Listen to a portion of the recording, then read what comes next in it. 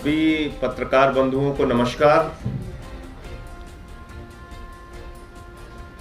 पिछले कुछ महीनों से लगातार आप देख रहे होंगे कि एक के बाद एक हमले आम आदमी पार्टी के ऊपर किए जा रहे हैं। कभी हमारे स्वास्थ्य मंत्री को जेल में डाल देते हैं, कभी उप मुख्यमंत्री पे सीबीआई का छापा, कभी मुख्यमंत्री के खिलाफ जांच, कभी ट्रांसपोर्ट मिनिस्टर के खिलाफ जांच। भारतीय जनता पार्टी की बौखलाहट इतनी बढ़ गई कि अभी कल गुजरात में आम आदमी पार्टी के दफ्तर पे छापा मार दिया। आम आदमी पार्टी के दफ्तर पे बिना वारंट के, बिना कोई कानूनी कागज के छापा मार दिया। घंटों तलाशी लेते रहे और जैसा हमेशा आम आदमी पार्टी के साथ होता है, बाद में कह दिया कुछ नहीं निकला, बाद में कह दिया कुछ नहीं मिला। यह छापेमारी क्यों की जा रही है? इसके पीछे का कारण क्या है? एकमात्र कारण है, पिछले दिनों जो सर्वे गुजरात के अंदर आए हैं, उस सर्वे के माध्यम से यह निकल कर आ रहा है कि आम आदमी पार्टी आज की तारीख में गुजरात में दूसरे नंबर की पार्टी है। भारतीय जनता पार्टी के बाद अगर सबसे ज्यादा कोई लोकप्रिय पार्टी है तो वो आम आदमी पार्टी है। अरविंद केजरीवाल है गुजरात के अंदर। और जितनी तेजी के साथ आम आदमी पार्टी की लोकप्रियता गुजरात में बढ़ रही है, बहुत जल्द ही हम लोग नंबर 1 की पार्टी वहां हो जाएंगे। बेचैनी इस बात की है, डर इस बात का है कि आज हमारे जो स्टॉल लगते हैं, गांव में जो अभियान चलता है कि आइए फ्री बिजली के लिए अपना कार्ड भरिए, गारंटी का कार्ड, तांता लग जाता है लोगों का। इस बात से बौखलाहट है, इस बात से परेशानी है। मैं भारतीय जनता पार्टी के लोगों से कहना चाहता हूं, लोकतंत्र में चुनाव लड़िए, चुनाव में आमना सामना कीजिए, जो भी फैसला होगा स्वीकार कीजिए।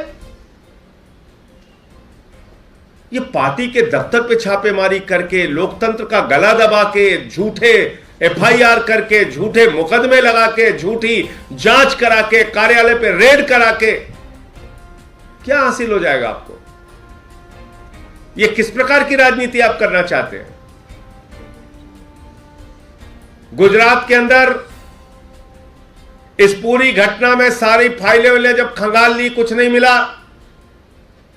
हम लोगों ने सवाल किया, भाई दफ्तर पे क्यों आए हो?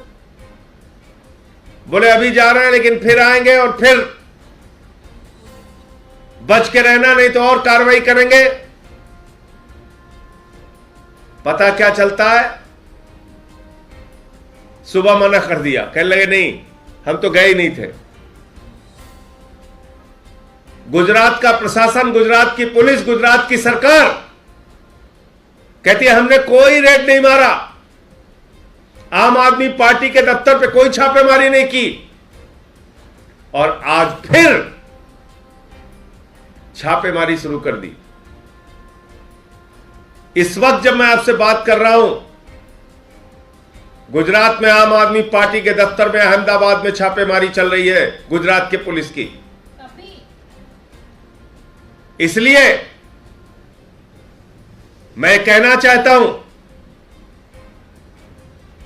भारतीय जनता पार्टी के लोगों, गुजरात की जनता आपको जवाब देगी चुनाव के अंदर। जिस प्रकार का उत्पीड़न आप कर रहे हैं, जिस प्रकार की कार्रवाई आप कर रहे हैं, जिस प्रकार दुर्भावना और द्वेष के कारण केजरीवाल की लोकप्रियता आम आदमी पार्टी की लोकप्रियता से घबरा के फर्जी और झूठे निराधार आरोप आप लोग लगा रहे हैं, गुजरात की जनता एक एक घटना को देख रही है और चुनाव में सूद समेत आपसे हिसाब लेगी। मुझे इतनी बात कहनी थी, आपके कोई प्रश्न पूछ सकते हैं। जी हाँ, मैं आपको ये दिखा सकता हूँ। ये अभी मुश्किल से थोड़ी देर पहले ही वहाँ के ईशुदान जी का ट्वीट है।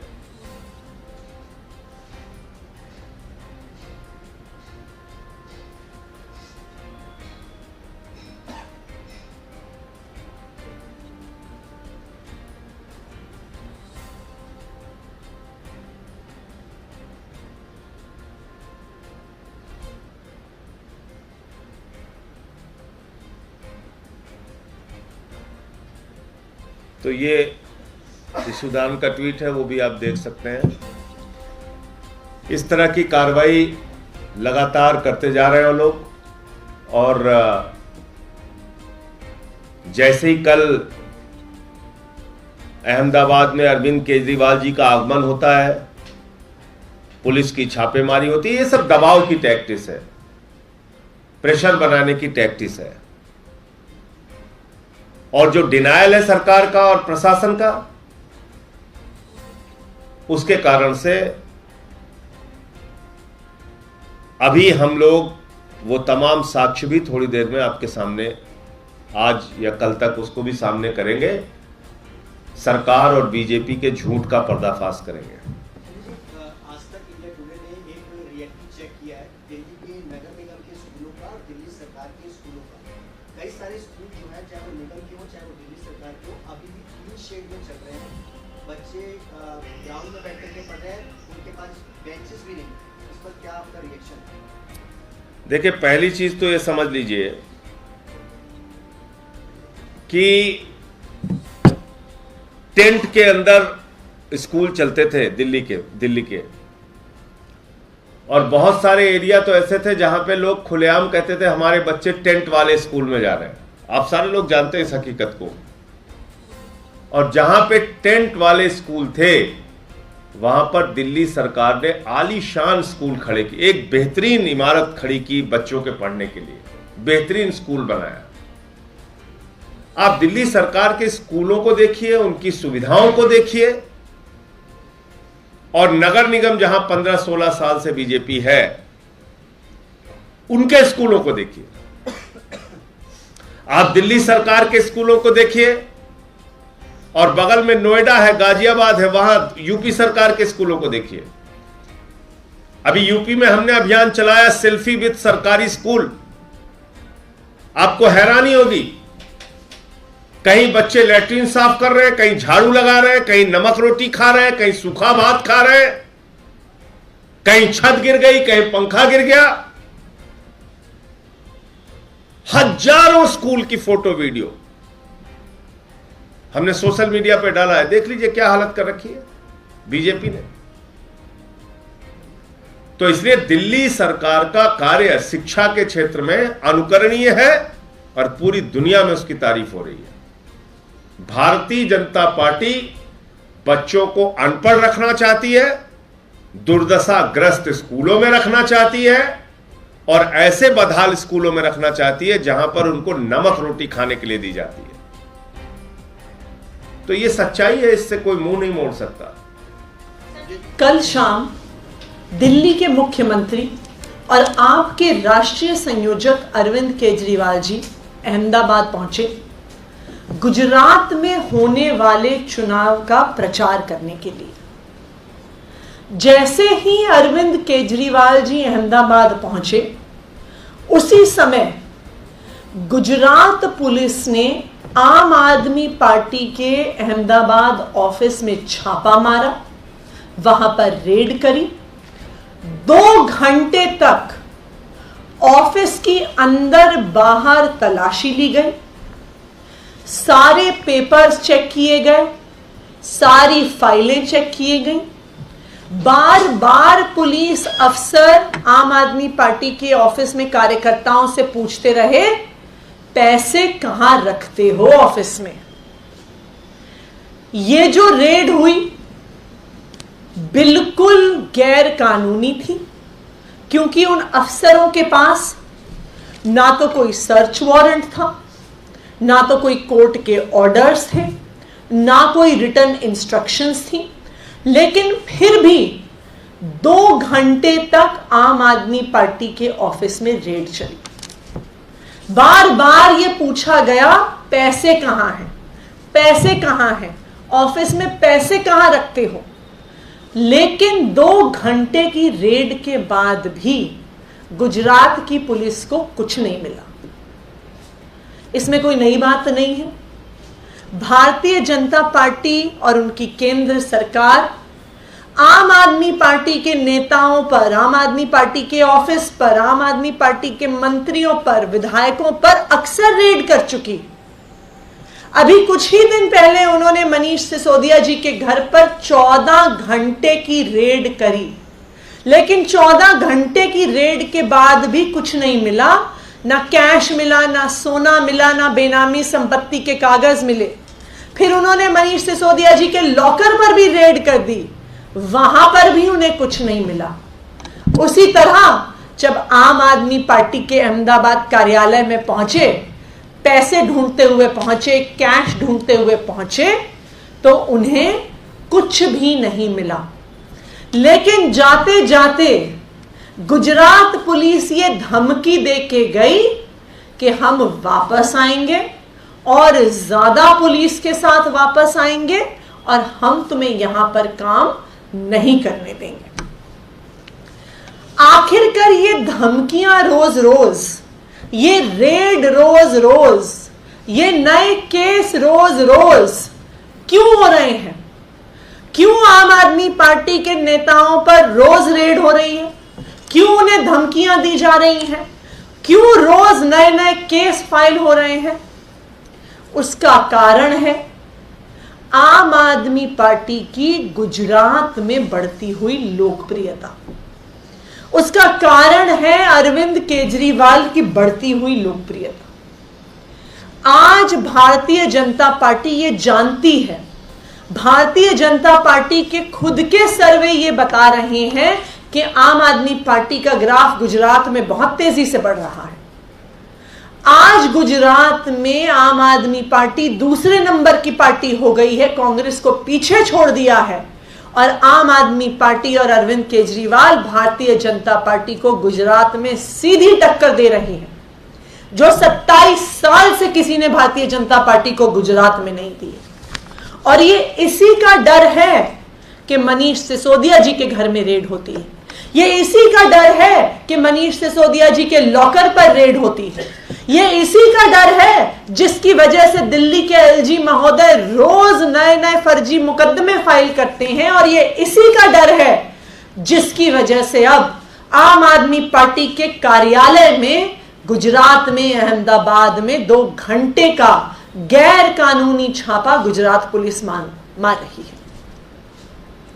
अहमदाबाद पुलिस सुबह ट्वीट करती है और कहती है कि कोई भी रेड आम आदमी पार्टी के कार्यालय पे नहीं हुआ। मैं आज आप लोगों के मीडिया चैनल्स के माध्यम से गुजरात के मुख्यमंत्री को चैलेंज करती हूं कि वो सामने आए, अहमदाबाद पुलिस के ट्विटर हैंडल के पीछे ना छुपें, वो सामने आके बताएं कि क्या कल शाम को आम आदमी पार्टी के अहमदाबाद कार्यालय पर रेड हुई कि नहीं हुई। गुजरात के मुख्यमंत्री सामने आए और बताएं कि क्या कल शाम को गुजरात पुलिस के कई अफसर आम आदमी पार्टी के कार्यालय गए कि नहीं गए। अगर गुजरात के मुख्यमंत्री सामने आकर बोलते हैं इस रेड के बारे में, इस छापे के बारे में, तो हम भी सामने आकर एक एक डिटेल सामने रखेंगे कि कितने पुलिस अफसर थे, कौन से पुलिस थाने से थे, किस रैंक के थे, कितने समय ऑफिस में आए और कितने बजे ऑफिस से गए। लेकिन सबसे पहले मैं गुजरात के मुख्यमंत्री को कहना चाहूंगी कि अहमदाबाद पुलिस के ट्विटर हैंडल के पीछे ना छुपें। अगर हिम्मत है उनमें तो सामने आके बताएं कि क्या गुजरात पुलिस ने आम आदमी पार्टी के कार्यालय पे रेड करी या नहीं करी? Thank you. नमस्कार दोस्तों, कल दिल्ली के लगभग सभी अखबारों के अंदर एक बहुत बड़ी खबर छपी थी। जैसे इसमें है, अ सफाई staffer fell in sewer, guard rush to save him but he too died. Why are sweepers and guards cleaning the sewer? He was made to clean sewer, that wasn't his job, kind of sweeper. और काफ़ी सारी अंग्रेज़ी और हिंदी के अखबारों में ये कल खबर छपी थी कि दिल्ली के मुंडका इलाके में बक्करवाला नाम की जगह है, जिसके अंदर एक डीडीए की कॉलोनी है जिसका नाम है लोकनायकपुरम। इस डीडीए की लोकनायकपुरम नाम की कॉलोनी के अंदर सीवर के अंदर घुसकर सफाई करने के लिए एक सफाई कर्मचारी को बुलाया गया। उसको कोई इक्विपमेंट नहीं दिया गया, उसके साथ कोई प्रोफेशनल स्टाफ नहीं था, उसके पास कोई तैयारी नहीं थी, वो अकेला आदमी था। उसको सीवर में उतारा गया। सीवर में जहरीली गैस के कारण वो बेहोश हो गया। उसको बचाने के लिए एक सिक्योरिटी गार्ड सीवर के अंदर उतरा, वो भी बेहोश हो गया और वो दोनों वहां पे मर गए। कल ये तमाम अखबारों के अंदर खबर छपी, मगर ये कहीं पे नहीं लिखा था कि इसके लिए कौन सी सरकारी एजेंसी जिम्मेदार है।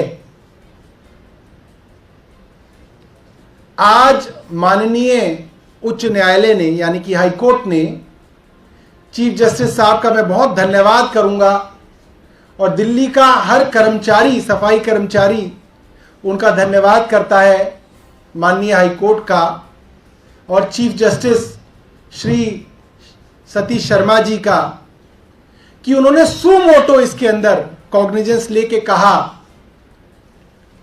कि जब दिल्ली के अंदर मैनुअल स्कैवेंजिंग मना है तो ये कैसे हुआ।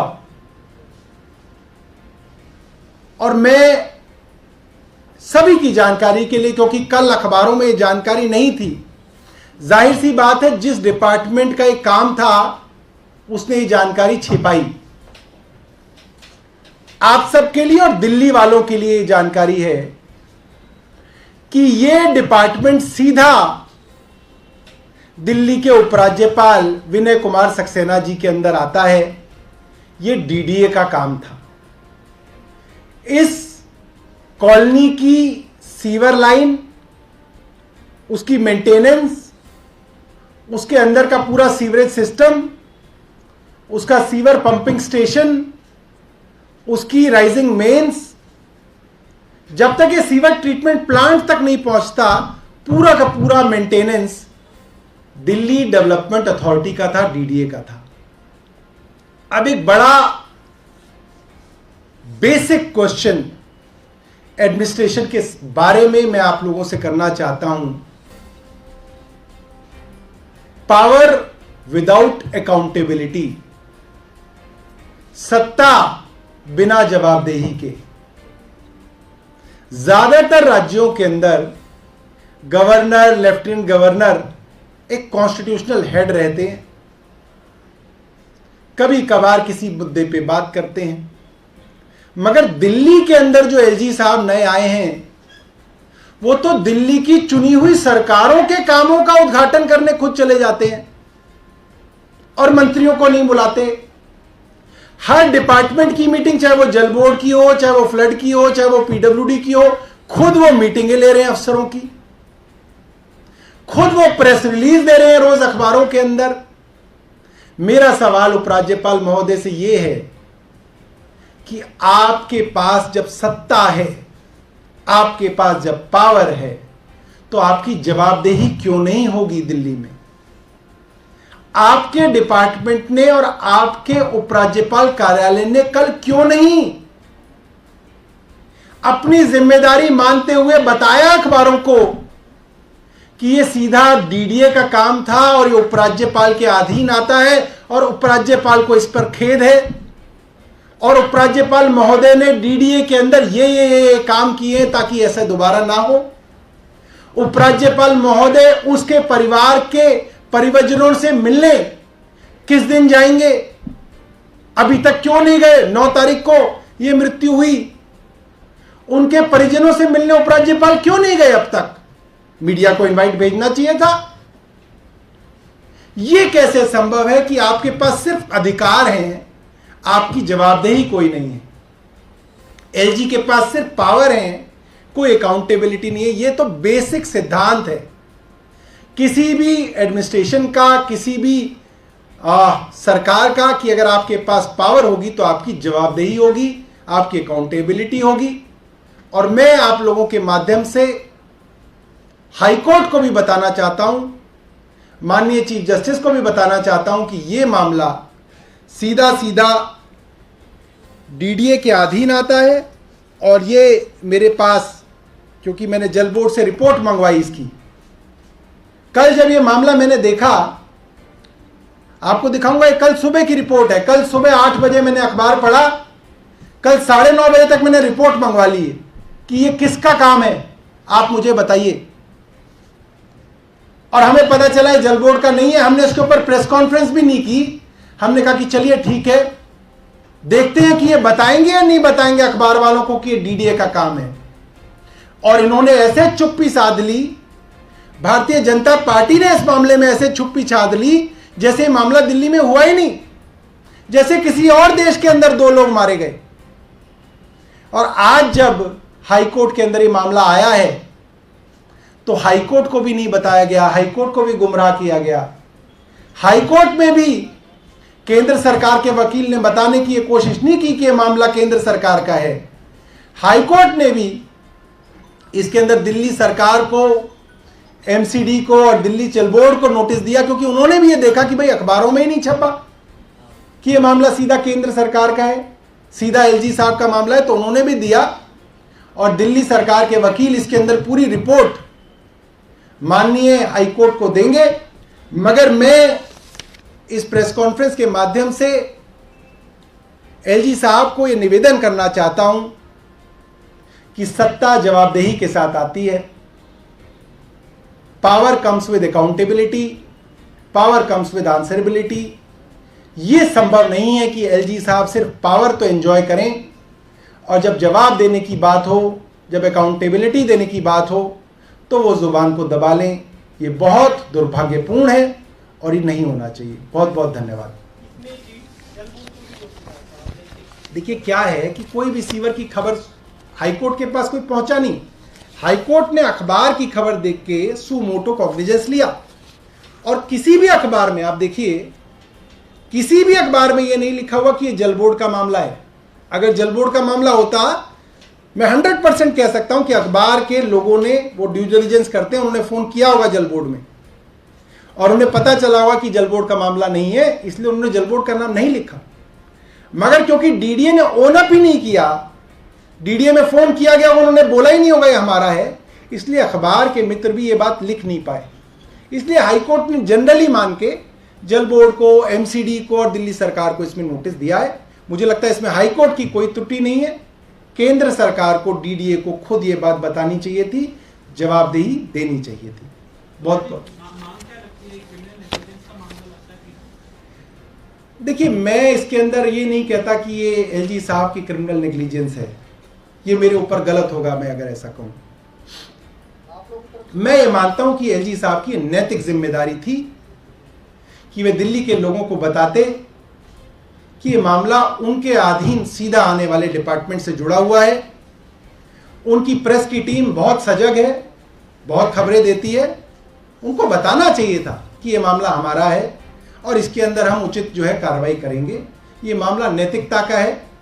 बिल्कुल जिन लोगों के साथ गलत हुआ है उनको कंपनसेशन मिलना चाहिए, उनको जो प्रावधान है, उनके परिवार के किसी आदमी को नौकरी मिलनी चाहिए, ये सब प्रावधान है जो होने चाहिए और मुझे लगता है इस प्रेस कॉन्फ्रेंस के बाद वो होंगे।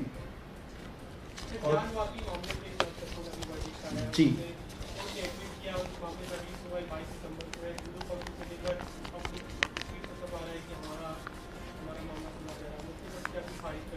देखिए, मुझे ऐसा लगता है किसी भी इस तरीके के मामले के अंदर कानून को अपना काम करते रहना चाहिए। ये हमने भारतीय जनता पार्टी के साथ बहुत सालों तक देखा, लड़ाई झगड़े करा के, दंगे कराकर सिर्फ लोगों के परिवार उजड़े, मगर कोई फायदा नहीं हुआ उसका।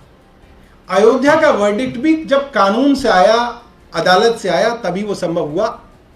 मैं यही सभी पक्षों से कहूंगा कि आपस में नफरत फैलाकर, दंगे फैलाकर किसी बेगुनाह की जान ना जाए। जो मामले अदालत के हैं उनको अदालत सुलटाए और शांति से सुलटाए।